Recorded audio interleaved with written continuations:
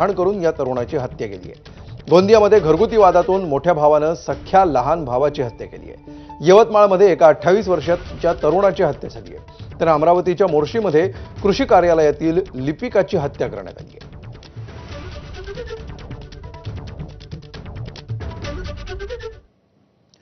बुलढाण्यातनं एक धक्कादायक बातमी समोर येते आहे। एका बापानं आपल्या 2 चिमुकल्या मुलींची हत्या केली आहे। पत्नीसोबत झालेल्या वादानंतर आरोपी राहुल चव्हाणनं हे कृत्य केलं।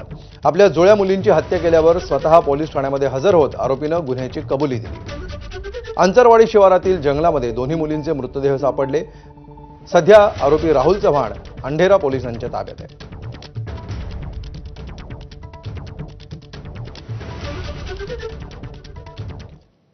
तर नांदेडमध्ये एका तरुणाला कर्नाटकमध्ये बेदम मारहाण करण्यात आल्याचं समोर येते आणि यामध्ये त्याचा मृत्यू झालाय। विष्णुकांत पांचाळ या तरुणाला कर्नाटकमधल्या नागमपल्ली या ठिकाणी काही जणांनी बेदम मारहाण केली, हातपाय बांधून चटके दिले।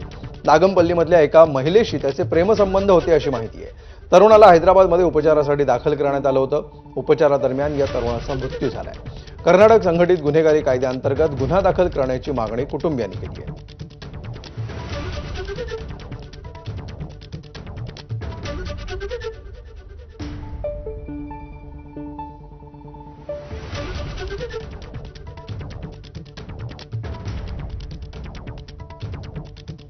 नांदेडमधला हा तरुण आहे। कर्नाटकमध्ये हातपाय बांधून याला चटके देण्यात आले आणि अमानुष मारहाण करण्यात आली।